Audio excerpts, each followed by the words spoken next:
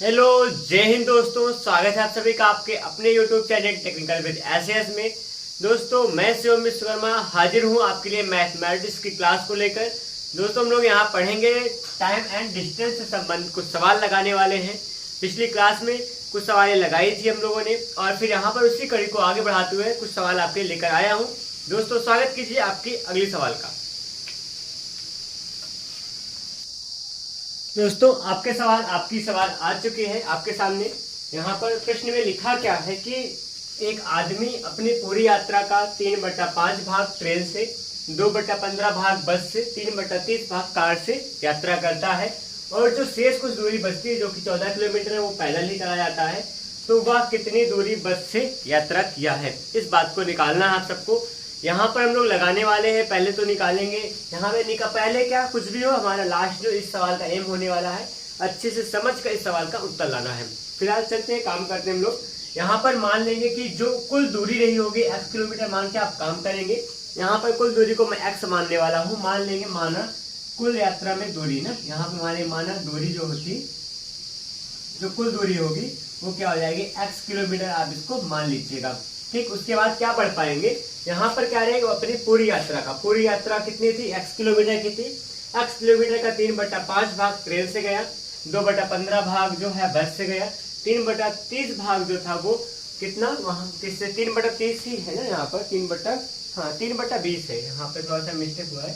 3 क्या होगा, ये 20 भाग जो होगा वो कार से गया है। तो शेष यहाँ 14 किलोमीटर जो और बचता है वो पैदल जाता है। तो कुल दूरी कितनी थी, आपने x माना है, और कुल दूरी को यहाँ पे कितने भागों में, 1, 2, 3 और 4 भागों में बांटा गया है। मतलब क्या कह सकते हैं, x का जो मान है वो यहाँ पर हमारे पास क्या हुआ, 4 भागों में बटा है। कैसे लिखेंगे, देखिए कुल दूरी का मान किन के रूपों में दिया गया है यहाँ पर आपके सामने।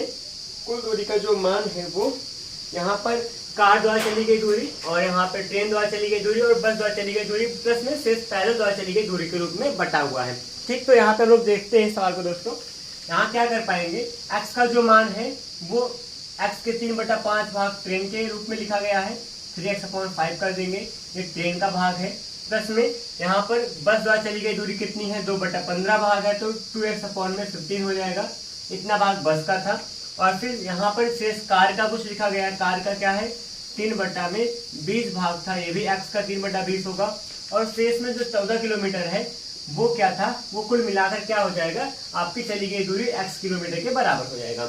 यहाँ पे इतना कुछ करेंगे, मतलब यहाँ पे ये ट्रेन वाली दूरी है, ये बस की दूरी है, ये कार की दूरी और पैदल की दूरी, कुल मिलाकर कितना हो जाएगा, उसकी यात्रा की दूरी x किलोमीटर हो जाएगी। आगे बढ़े तो क्या मिलेगा, इसको सॉल्व करते हम लोग सिंप्लीफाई करेंगे। x इक्वल टू क्या हो जाएगा, x का जो मान आगे बढ़ाते हुए पाएंगे हम लोग, यहाँ पे इसका देखिएगा, यहाँ पे 20 है और 15 है और 5 है, इसका ऐसे हम निकालेंगे, कितना हो जाएगा, 15 है, 15 या 45, यहाँ पे हो जाएगा 5 है, 5 या 15 तो 60 ऐसे 60 हो जाएगा। और फिर 5 का कीजिएगा, 5 12 25 60, 12 36 x हो जाएगा। यहाँ पे मैं केवल यहाँ भिन्न को हल कर रहा हूँ, भिन्न का सिंप्लीफिकेशन हो रहा है बस, और कुछ ना है। 15 चौके 60 होगा, 4 और फिर 4 बढ़ेगा, 4 दूना 8x हो जाएगा, प्लस में 20 दिया 60, 30 दिया 9x हो जाएगा, प्लस में कितना लिखा गया आपके पास, 14 लिखा गया है।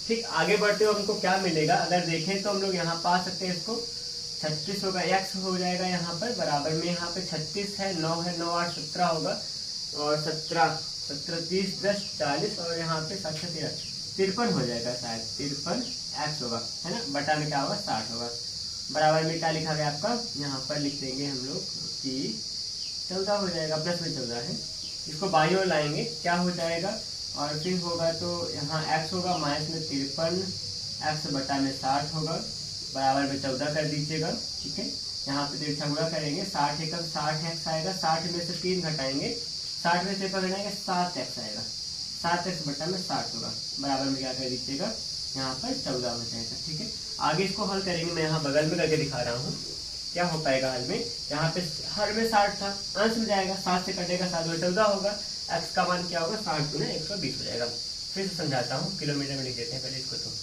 आगे क्या होगा, यहाँ पे मैंने क्या किया, 7 से काटा, 7 एकम 7 में 14 2 बार जाएगा, 60 गुना 120, x का मान तिरछा गुणा करने पे 120 आ गया। ठीक है, आपको क्या पूछा था, बस द्वारा तय की गई दूरी पूछना था। बस द्वारा चली गई दूरी पूछ रहा है, तो बस की दूरी कहाँ पे लिखी गई है, बस की दूरी जो थी वो यहाँ पे क्या कहा, 2/15 भाग बस से तय किया था, किसका, x का। तो बस द्वारा तय की गई जो दूरी होगी, बस की जो दूरी होगी वो हम निकाल लेंगे, कितना हो जाएगा, किसका भाग था, x का 2/15 भाग था, x का मान 120 है, इसका 2/15 निकालेंगे, यहाँ पर कितना हो जाएगा, 15 8 120 होगा, 8 × 16 का मतलब यहाँ पे क्या आएगा, 16 किलोमीटर। उसने किससे तय किया था, वो 16 किलोमीटर की दूरी को बस द्वारा तय किया था। ये आपकी रही सवाल का हल। ये लगा तरीका और ये लगी सवाल आपकी। कैसी लगी सवाल, आप उम्मीद है कि आपको सवाल समझ में आई होगी। बढ़ते हैं दोस्तों अगले सवाल के लिए। अगले सवाल देखते हैं हमारे लिए क्या लेकर आती है। दोस्तों अगली सवाल आपके सामने है। यहाँ पर लिखा है, दो मोटरसाइकिल सवार एक ही स्थान से 40 किलोमीटर पर आवर व 50 किलोमीटर पर आवर की चाल से विपरीत दिशाओं में जाते हैं। कितने समय बाद उनके बीच की जो दूरी होगी 495 किलोमीटर हो जाएगी। ये रही सवाल। इस सवाल को कैसे सॉल्व करने वाले हैं देखिएगा। इस तरीके इसको हम यहाँ पर मतलब कई तरीके से हल कर सकते हो, आप भी कर सकते हो इसको अलग अलग तरीके से। फिलहाल यहाँ पर कौन सा तरीका लगेगा देखने का कर रहा हूँ मैं प्रयास, दिखाऊंगा आपको कि कैसे हो सकता है सवाल का हल। आप समझिएगा, यहाँ पे बातों को पहले समझ लेते हैं, सीख लेते हैं। यहाँ दो मोटरसाइकिल सवार हैं, एक ही स्थान से चलते हैं। एक जो है इसकी एक की चाल 40 किलोमीटर पर आवर है, दूसरे की यहाँ पर 50 किलोमीटर प्रति घंटे है। इस बात को यहाँ पे कहा गया है। फिर यहाँ पे कह रहे हैं कि वो कितने समय में बीच की दूरी जो हो जाएगी वो 495 किलोमीटर हो जाएगी। मतलब यहाँ पर इसको मैं छोटे से डायग्राम के हिसाब से अगर आपको बताऊं तो आप कुछ ऐसा कर सकते हैं। यहाँ पे दोनों पहले मोटरसाइकिल यहाँ पे इकट्ठा थे, खड़े थे, दोनों यहाँ पे रुके थे। एक मोटरसाइकिल क्या होती है, एक इस दिशा में जाएगी, एक दूसरी क्या होगी उसकी विपरीत दिशा में जाती है। ठीक है, एक की चाल होगी वो 40 किलोमीटर पर आवर के साथ 40 किलोमीटर पर आवर कर देंगे। ठीक है, दूसरे का जो होगा 50 किलोमीटर पर आवर होगा। ठीक है, ये बात है। एक की स्पीड क्या थोड़ी सी ज्यादा है। इतनी बात हुई है। और फिर क्या रहे कि दोनों मिलकर कितना तय करते हैं दूरी, उनके बीच की दूरी होने का मतलब यहाँ से यहाँ तक की जो दूरी होगी वो 495 किलोमीटर हो जाएगी। तो कह देंगे, मान लीजिए इन दोनों ने क्या किया था, एक साथ चल रहे थे, एक ही साथ चले हैं, तो इसका मतलब दोनों समान समय तक चलेंगे। और किसी समान समय तक चलने पर क्या होगा, उनके बीच की जो दूरी हो जाएगी या फिर उन दोनों के द्वारा तय की गई दूरी का जो योगफल होगा 495 होगा। कुछ दूरी पहले मोटरसाइकिल तय करेगी, कुछ दूरी क्या होगा दूसरी मोटरसाइकिल तय करेगी। दोनों को मिलाकर कितना हो जाएगा 495 होगा। फिलहाल मैं यहाँ क्या करने वाला हूँ, यहाँ पर किसी समय के मान में हम क्या कर लेंगे, दोनों के बीच चली गई दूरियों का योगफल निकाल देंगे और बात हो जाएगी बराबर। तो यहाँ पे दूरी का जो मान होगा, दूरी बराबर क्या होता है आप अगर जाने तो आपने पढ़ा था, दूरी का मतलब क्या होगा, दूरी बराबर चाल गुणा समय हुआ करता है ना। यहाँ पर क्या कह देंगे, मतलब यहाँ पे पहले मोटरसाइकिल की जो दूरी होगी कह सकते हैं, माना जो समय हो जाएगा, माना समय लगने वाला जो समय होगा वो आप कह सकते हैं टी रहा होगा। दो टी समय तक चलते हैं, उसके बाद इनके बीच दूरी 495 किलोमीटर हो जाती है। उस दौरान क्या कर लेंगे, आप निकालिए इनकी दूरी, मतलब पहले मोटरसाइकिल की दूरी प्लस में दूसरी मोटरसाइकिल दूरी, दोनों की दूरी निकाल कर हम जोड़ देंगे तो 495 किलोमीटर आना चाहिए। ये बात होगी, इसी हिसाब से काम करेंगे, इसी कॉन्सेप्ट पे। तो यहाँ पे दोनों की दूरी का मान निकालेंगे तो पहले मोटरसाइकिल की जो दूरी हो जाएगी, दूरी बराबर 4 गुणा समय कीजिएगा। 4 का मान 40 है, समय का मान t होगा। ठीक, इतना हुआ। प्लस में दूसरी दूरी है वो है होगा 50 होगा, और यहाँ पे गुणा में क्या हो जाएगा t हो जाएगा। और बराबर में इतना इनका ये पहले चाल के पहले वो मोटरसाइकिल की चाल जो दी गई 40 किलोमीटर है उसके हिसाब से दूरी है यहाँ पर। तो दूसरा ये दूसरे मोटरसाइकिल की दूरी है। इनका दोनों की दूरियों का योगफल कितना होगा 495 हो जाना चाहिए, जैसे कहा गया उसके अकॉर्डिंग। इसमें दोनों में आप t कॉमन ले सकते हैं। t कॉमन लेंगे क्या बन जाएगा, 40 + 50 का मतलब क्या होगा 90 हो जाएगा। ठीक है, इक्वल टू क्या बन जाएगा यहाँ पर 4, यहाँ अगर कहें तो हम लोग कह सकते हैं 4495 फिलहाल ये है, इतना हुआ। 90 यहाँ बटा में जाएगा, t बराबर हो जाएगा 495 बटा में 90 होगा। ये कुछ कैसे कट पाएगा दिखाता हूँ। 45 से कटेगा, 45 × 90 2 बार जाएगा, 45 से कम 45, फिर 4 बचेगा, 45 से कम 45, क्या आ जाएगा 11/2 घंटे यहाँ टाइम आएंगे।